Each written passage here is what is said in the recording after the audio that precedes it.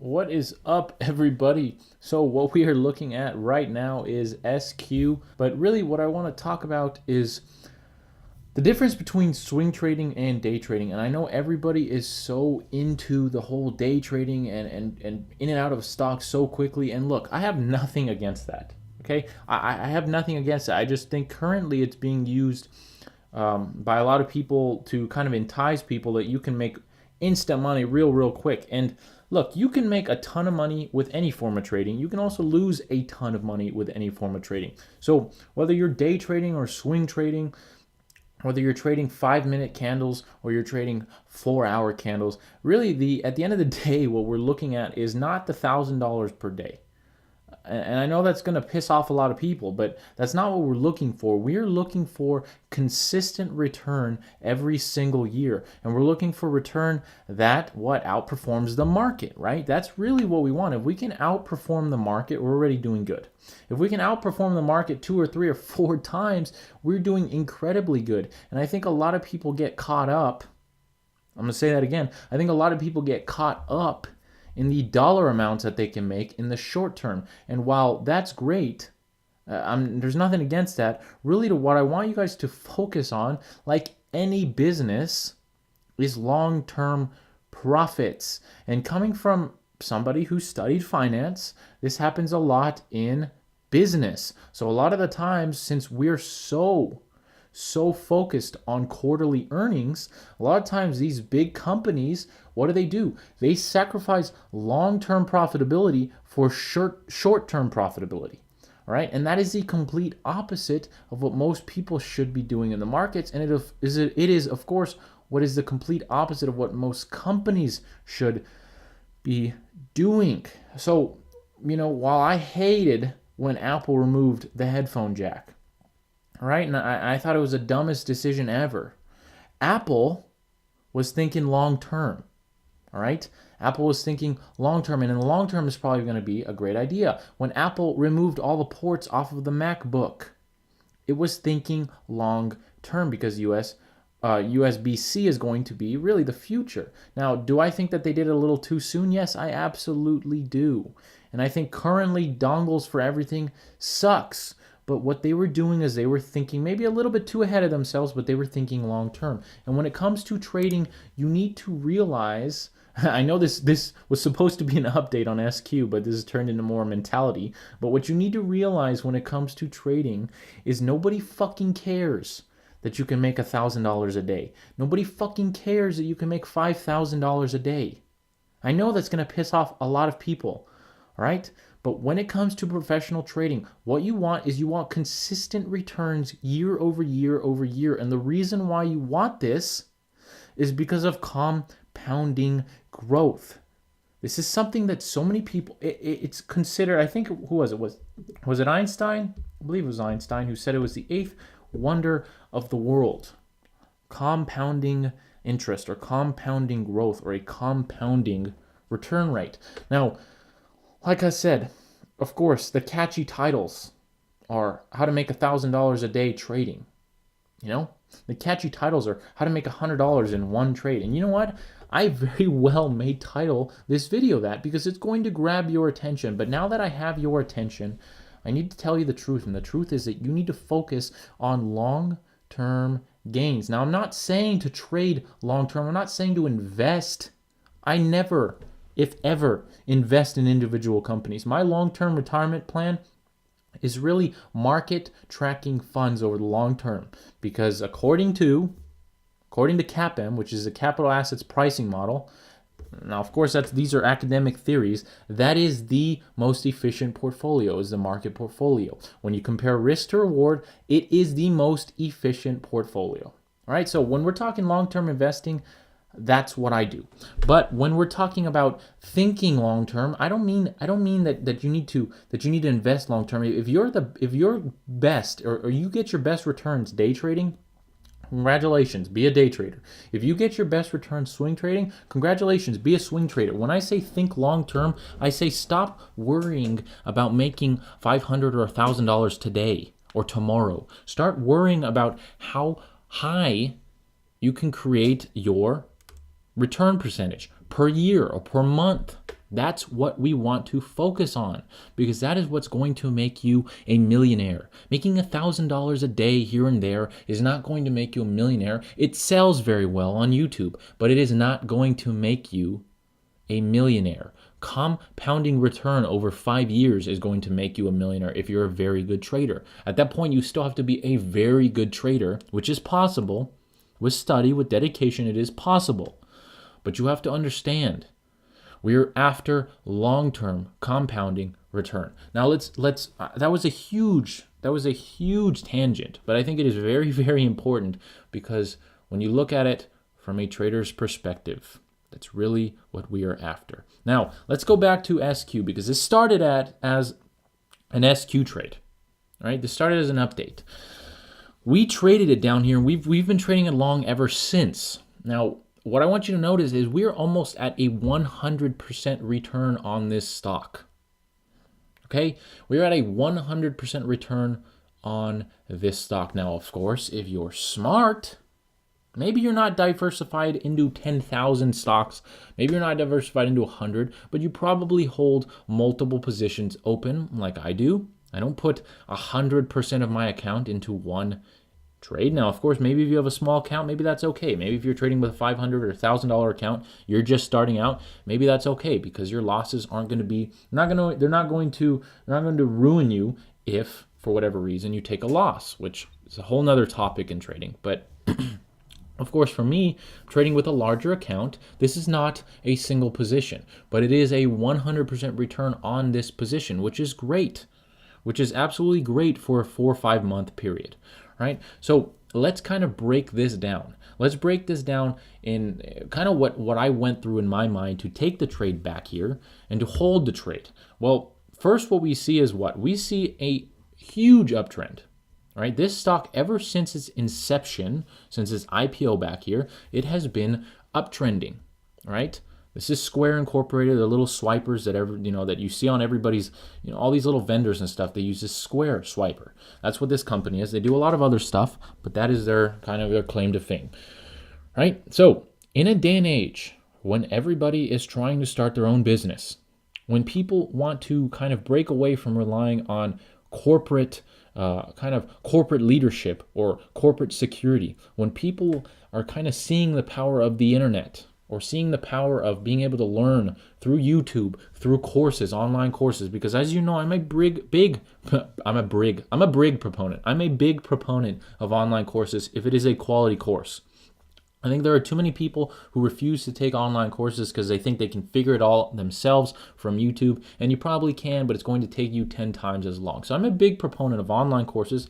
I'm a big proponent of still reading paperback books. I think it's important to read books as well in whatever subject or whatever field you're in. So in a day and age where we have so much knowledge available to us, in a day and age where everybody wants to start their own business, which I think is great, Square Incorporated is going to do very well, because everybody who wants to take a credit card payment from their phone can use this little card reader. So we have a beautiful upturn. Now, of course, this is not when the company started. This is, of course, the IPO. Now, for all you who need a little bit more of basic stuff, I'm going to try to do my best to do a Back to Basics series on here. I, of course, have a Back to Basics series on my website. You should definitely check it out, but not before you watch the rest of the YouTube videos on this channel. But that website is, of course, financeandchocolate.com. Lots of good quality content on there. A lot of it, guess what? For free. So I would definitely check that place out. It is a great place to learn. But what we have here is we have an IPO and we have a stock that has continued to the sky. It has continued to go higher and higher. So what is that? That is an uptrend. Now everybody says the trend is your friend and blah, blah, blah. And while it's cliche and in my opinion a little bit too basic, there are a lot of other stuff that really matters. The trend is your friend at the end of the day. The trend is your friend and it is important. So when we have a stock that is obviously in an uptrend, when we come to a place here where for one, we see a break of previous highs. Not only that's a triple top, we see consolidation here and we see a gap up. We see a gap up and then we see a consolidation range. That in my opinion, in my humble opinion, means that the stock is going to continue higher. You have a gap up, you have a break of previous highs, then you have a stock that is uptrending, and you have consolidation and a breakout of consolidation. This is a great place to go long, and that's exactly what we did. So what are we using here? We're using mostly technicals. All right, we're using mostly technical analysis. We're using a triple top, previous high. We're using consolidation, and we're using gaps. All of that is technical analysis, but there is a slight bit of fundamental analysis here. And that slight bit of fundamental analysis is the trend. So most technical technicians or market technicians, people who use only technical analysis, and trust me, I mostly use technical analysis. Most people will tell you what? They will tell you that the trend signifies the fundamentals. So the trend is kind of your way of avoiding the fundamentals. You don't have to look into the balance sheets or the income statements or the cash flows. You don't have to discount cash flows, which is a completely separate topic. You don't have to do any of that because the trend is your friend and the trend tells you that the fundamentals are strong. And I agree for the most part. I still think if you have the knowledge of how to analyze a balance sheet, how to analyze an income statement, how to analyze cash flows, not just the cash flow statements, but actually be able to discount cash flows. I think those are very strong, important tools in your arsenal of trading. Now, here's the thing. Once again, those aren't fun. They're not cool, and they don't sell on YouTube. So a lot of people don't talk about them. I'm going to try my best to do a series on that. I really urge you guys to learn that. There, Investopedia, whether it's through a book, whether it's through an old college textbook, those skills are valuable. Now, did I do that when I invested? Well, not really invested. This is still a trade. When I traded SQ? Absolutely not. I did not analyze balance sheets. I did not look at their cash flows. What I did, though, is I realized that the product that they were selling is a product that's going to continue to be used as people break away from corporate structure, from corporate security, and from job security in a sense that is your 9 to 5 with your 401k. I think a lot of people were in an area or a time in our lives where a lot of people actually want to break out and do things on their own. And I think that's absolutely brilliant. I think that's great. And I think it's about time to have more entrepreneurship because that is truly how you get these corporations in the first place. All these corporations started in somebody's backyard, in somebody's basement, in somebody's garage, in somebody's living room. Maybe not all of them, but a good bit of them. I think entrepreneurship is very, very important. So that is the fundamentals. I knew that a product that they were offering was going to be valuable in the future, and their stock price reflects that. So I used fundamentals to find a stock that was valuable and that had potential in the future. Then I moved over to technicals, and I use technicals to enter the trade. The technicals are the triple top. They are the gap. When we have first of all, triple top, this is an area of resistance. So when we break resistance, we usually see a continuation. Not always on the first time, but usually we see a continuation. Just like if we have a triple bottom, somewhere like right here where this is a double bottom, or really right here, if we have a break that way, we usually see continuation in the short term. All right, so what we had a break of that triple top. All right, a double top's already great. A triple top's even better. Not only that, we had a break on a gap. This was probably an earnings release or something of that nature. I haven't looked into it, but this is probably a news release of some sort. Remember, these are not intraday gaps. This is a day chart, which means this gap is what? This gap is between two separate days. So we have a gap up, we have a break of a triple top, and then we have consolidation, right? And then we have a break of consolidation. A lot of people, I've already gotten this asked, why is the consolidation zone not up here? Because that's not where it consolidates. It is consolidating right here, right? If you want to enter the trade, this is a great place to enter the trade because not only are we breaking consolidation, but once you cross this level, we're breaking consolidation and we are breaking yet another point of technical analysis. We are breaking the relative high, which means near term, this is the relative high. So yes, this would be a great place to enter. This at the break of consolidation, if you're a little more bold, that is a great place to enter as well. Really, this is okay if you're taking a few small losses. If you're okay with that, which I will talk about in another video, my concept on losses and what I think losses really should be kind of internalized in your thought process. I think losses are not a big deal, and I think to a lot of new traders, they're a huge deal, and that's why they chase these strategies that are accurate 90% of the time, and these strategies don't fucking exist. All right, and I know that's gonna piss off a lot of people as well. Look, I just say it as it is, and I just say it from my opinion. Do you need a 90% accurate strategy to be profitable in the market? Absolutely not. Some 10% accurate strategies are going to be more profitable than some 70-80% accurate strategies. That is just the honest truth, and I will break that down in another video. But people need to stop chasing ridiculously accurate strategies. But that, I'm going off on another tangent. I go off on a lot of tangents. Really, this is an okay place to enter the trade as well if you're okay taking many small losses, which I am. I'm perfectly okay with that, and this is where I entered the trade. This would have been great as well, though. This would have been an excellent place. This would have also been a well-thought-out place to enter the trade. After that, it has been a beautiful ride to the top, and we will continue to ride it. What we are looking at now is we are looking at the break of the $30 level, and that goes into whole numbers using whole numbers, and I will talk about that as well. But that's really what I'm going to kind of say today. I think that's important. I think that's really what you guys need to think about is long-term growth. I'm not saying trade long-term. I'm not saying invest. Whether if you want to be a day trader, be a day trader. If you want to be a swing trader, be a swing trader. If you want to hold your positions for a day, for a month, or for a year, that's up to you. I don't care. What I'm saying is that you need to be not worried. You need to be aware, or that's your goal. Your goal should be the year-over-year percentage return on your portfolio.